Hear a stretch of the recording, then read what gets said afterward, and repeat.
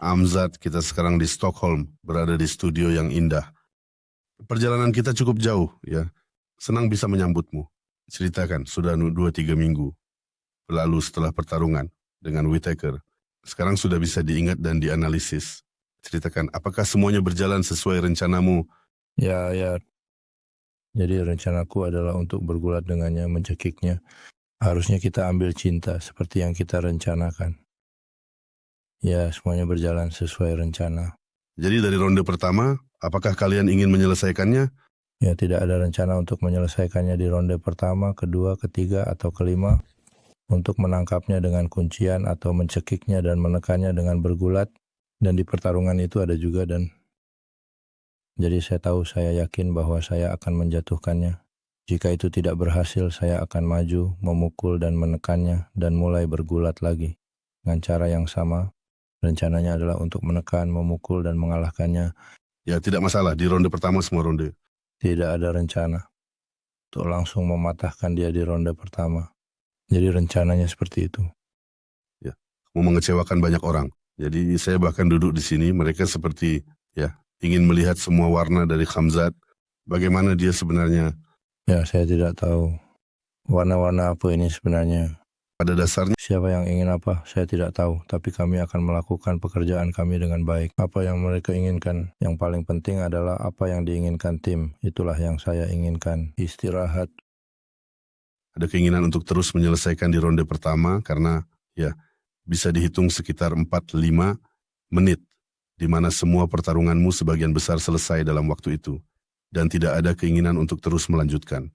Ada keinginan untuk bertarung saja. Jadi saya tidak pernah berpikir untuk menyelesaikan pertarungan di ronde pertama. Saya ingin sekali melakukan knockout pada seseorang tapi tidak memikirkan tentang ronde. Dengar pasti kamu pernah mengalami situasi di mana kamu sadar mungkin dari segi citra ini tidak seharusnya kamu lakukan, tapi kamu sudah tidak peduli, kamu akan menemukan orang itu atau mencapainya, atau mungkin ada momen tertentu, kamu mengerti.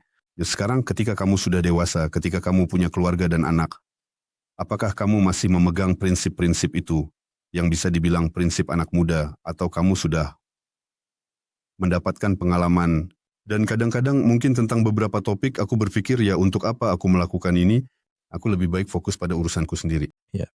Ada saat-saat di mana aku terbang, pergi, mencoba mencari seseorang. Momen-momen seperti itu juga pernah terjadi. Masih panas muda di sana. Dan sekarang juga banyak yang belum berubah. Orang-orang menulis hal-hal buruk, baik, segala macam ada. Aku pikir jika ada orang, jika ada kemanusiaan dalam dirimu, kamu akan berbicara langsung kepada orang-orang, bukan di internet. Ini di satu sisi adalah hal yang baik, tapi di sisi lain itu adalah hal yang buruk. Ini adalah tempat untuk anak laki-laki yang baik, ada laki-laki di sana, dan tempat yang sulit. Dan untuk orang-orang yang bisa dibilang jahat, ini adalah kebahagiaan.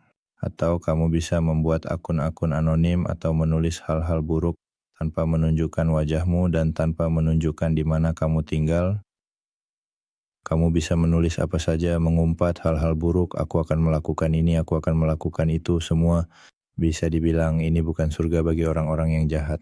Mereka bisa begitu. Menunjukkan diri bagi orang-orang yang terhormat dalam hidup. Aku pikir semua orang yang terhormat itu selalu bertemu langsung. Semuanya terjadi secara langsung. Ya, kamu kan tidak memperhatikan bisa dibilang tentang itu. Aku hanya minta kamu waktu itu di Moskow, jangan peduli. Aku ingat pernah pergi ke satu orang bahkan. Ya, itu selalu menjadi keputusan. Ya, aku sudah bertemu banyak kali dengan orang-orang yang menulis hal-hal buruk tentangku atau mengatakan sesuatu seperti menyembunyikan ini atau itu. Aku sudah banyak bertemu dengan orang, ya, sekarang tidak bisa menghitung. Tapi sudah banyak pertemuan. Satu-satunya yang aku dengar adalah bahwa aku salah. Maafkan aku, saudara. Dan ketika seseorang meminta maaf, aku bukan orang yang terlalu sombong yang... Hamzah, aku tidak tahu apakah kamu tahu informasi ini, tapi aku baca di publikasi malam di kandang, bahwa kamu adalah satu-satunya petarung dari peringkat UFC 128 orang yang belum pernah kalah dalam pertarungan profesional. Jadi kamu belum pernah kalah sama sekali. Nah, selama musim panas aku sudah kalah beberapa kali. Kenapa reaksimu seperti itu? Seolah-olah aku baru saja memberitahumu sebuah berita. Sebenarnya jika dipikir-pikir ini adalah statistik yang sangat keren. Aku tidak tahu ini. Bukanlah kesuksesan yang memberimu sesuatu. Itu hanya angka-angka saja. Kamu bertahan dan semua itu. Aku tidak tahu. Bagi sebagian orang ini adalah kesuksesan besar. Tapi bagi saya rasa. Ini juga untuk orang-orangmu yang mengawasi dan peduli padamu. Bagi mereka ini juga sesuatu yang wow. Ya mungkin aku tidak tahu. Aku bahkan tidak tahu harus menjawab apa. Aku tidak memikirkan apakah ada yang mencoba menjatuhkanku. Aku selalu berpikir tentang pertarungan dan siapa berikutnya. Aku selalu berpikir tentang berapa banyak pertarungan yang sudah aku jalani, berapa banyak yang sudah aku selesaikan, dan siapa yang berikutnya. Aku selalu memikirkan tentang itu. Nah, sekarang kamu sudah tahu tentang statistik ini. Nah, mungkin kamu juga akan mempertahankannya sampai 0. Ya, jika Tuhan mengizinkan, tentu saja. Seperti halnya petarung lainnya yang selalu berusaha untuk tampil sempurna dalam setiap kesempatan. Dan semua petarung seperti aku juga menginginkannya. Kamu memang punya karakter seperti seorang pemenang. Jadi kita baru-baru ini main PUBG. Di sana aku membunuhmu. Kamu sudah marah padaku. Aku merasakannya. Aku pikir kamu bercanda, tapi aku merasakannya. Aku mengalahkanmu. Aku menang ya. Dan permainan ini tidak akan berakhir sampai kamu mengalahkan kami. Jadi karakter pemenang ini tidak mengganggumu dalam hidup, kan? Maksudnya, ya sulit kadang-kadang untuk beradaptasi, terutama karena kamu ingin menang di mana-mana. Ya, sulit atau tidak sulit. Aku sudah membangun hidupku sendiri. Nah, itu adalah hal terbaik. Jika kamu mengambil sesuatu sebagai pemenang, keluar dari situ, itu bagus. Itu tidak menggangguku. Aku suka bersaing berada di sana. Untuk menang. Untuk mengalahkan sesuatu. Aku mulai di sana selalu ingin keluar sebagai pemenang dari situ. Ya mungkin tidak akan ada semua ini di sekitarmu jika tidak ada keinginan untuk menang di mana-mana. Mungkin ya, kemungkinan besar ya. Kembali ke Whittaker, setelah pertarungan saya meminta, ya, pada saat itu saya menunjukkan foto kepada para jurnalis di mana rahang Whittaker sepertinya sudah tidak ada. 3 gigi bawah. Ketika kamu melihat foto itu, apa reaksi kamu? Ya, saya sudah tahu bahwa ada yang patah. Saya pikir rahangnya patah. Kamu sudah dalam pertarungan ya, kamu mengerti. Iya, saya mendengar suara retakan semacam itu. Iya, saya tidak tahu, tidak ada yang seperti itu. Semacam itu di atas. Kasihan anak itu, tidak ada yang bisa saya katakan. Harus diperbaiki. Kamu tidak bertemu kan? Enggak, tidak bertemu. Kami ingin. Adam Dostum bilang ke saya, ayo kita bicara sama dia. Kami mencoba carinya. Entah kenapa dokter membawanya pergi. Sepertinya dia tidak akan mau. Cara denganmu? Iya, kami ingin menjabat tangannya. Ada yang tidak terlihat. Jadi, apa yang Dana White katakan, dia langsung berlari ke arahnya.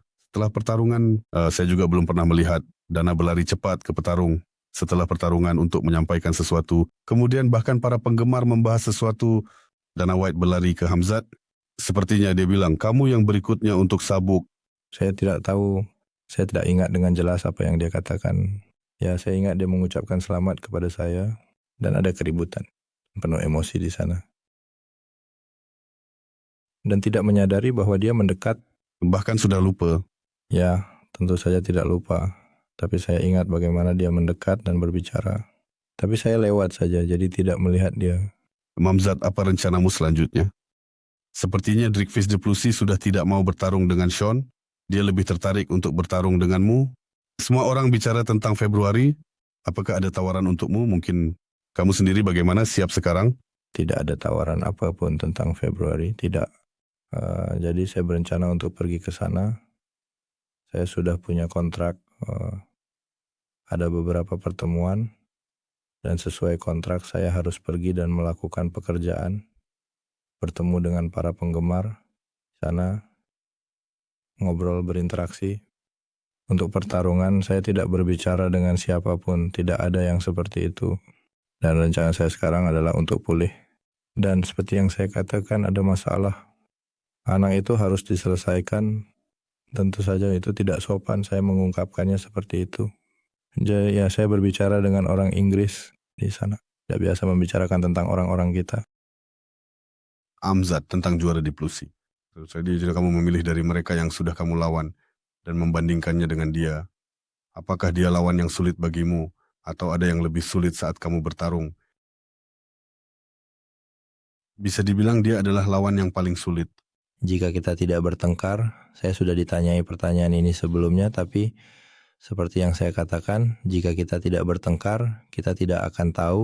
Saya memiliki pemikiran mengenai laga saya di sana, namun tinggalkan kenyataan, saya hanya perlu masuk ke dalam circle dan kita lihat saja nanti. Nah, kalau kita lihat para petarung yang sudah kamu hadapi, siapa yang menurutmu adalah lawan yang paling merepotkan jika kamu ingat? Saya bahkan tidak tahu, tidak nyaman. Dan apa yang sudah terjadi sudah berlalu, saya tidak memikirkannya. Usman, saya bertarung. Sampai akhir melawan Usman dan Gilbert, saya bertarung. Jadi di setiap pertarungan, kadang-kadang semuanya berjalan baik di camp, kadang-kadang ada yang tidak baik dan sakit. Tidak ada yang rahasia, saya sering sakit. Kalau saya lihat secara keseluruhan, saya sudah menjalani 5-6 operasi sepertinya. Dan saya sudah mengalami 7-8 patah tulang. Banyak orang bilang padaku, kamu tidak akan ke dokter lagi. Sementara ini saya membuktikan bahwa saya akan. Sebelum pertarungan dengan Usman, saya juga tidak bilang kepada siapapun. Saya bukan orang yang suka membicarakan hal-hal seperti itu.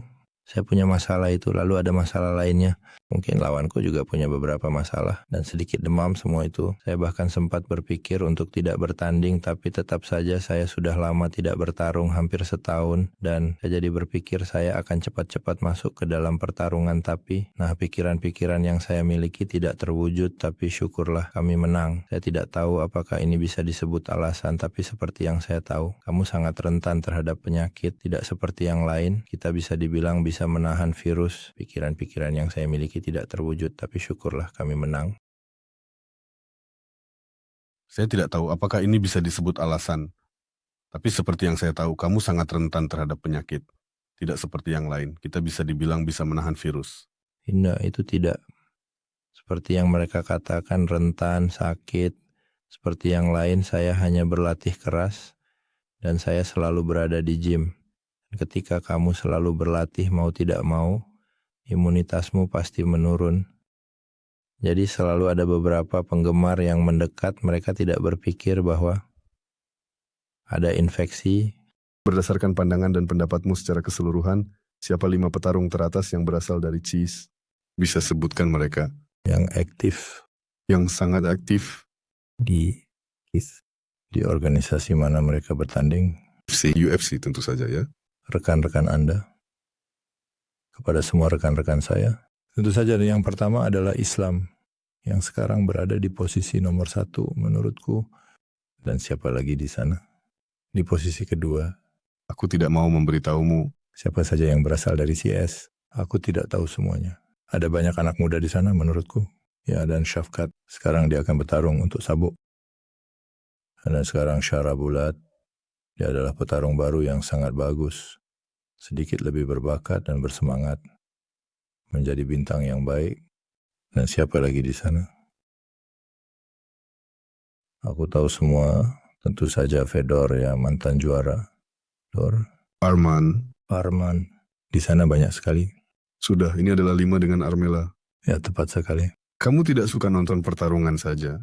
Aku suka nonton orang-orang yang aku kenal. Tapi aku tidak nonton semua pertarungan. Aku suka pertarungan John Jones. Dia juga tidak sering seperti aku tentu saja. Jadi itu dia. Ketika anak-anak seperti itu bertarung, aku nonton saja sambil merenung sedikit tentang apa yang sedang terjadi di sekitar. Kamu menunggu kembalinya dia ya lagi? Tentu saja aku menunggu. Menarik. Nah, Stepi juga, kamu tahu aku ingin dia menang pertarungan ini dan mengakhiri karirnya. Jadi gitu. Tidak turun, kamu tahu. Ya, saatnya pergi. Nah, apakah kamu pernah berpikir kapan kamu sebenarnya bisa pergi misalnya? Ya, khususnya. Pikiran itu kadang-kadang ya selalu ada. Nah, bagaimana cara menyelesaikan karier dengan sempurna? Iya, berapa kali pertahanan bisa dibilang? Iya. Sekarang aku tidak terlalu memikirkan itu, mungkin kita lihat saja. Belum selesai. Kerja bisa dibilang tidak ada sabuk, tidak ada apa-apa. Kita lihat saja, setelah sabuk aku akan jadi juara, aku akan melakukan sesuatu, dan kita lihat saja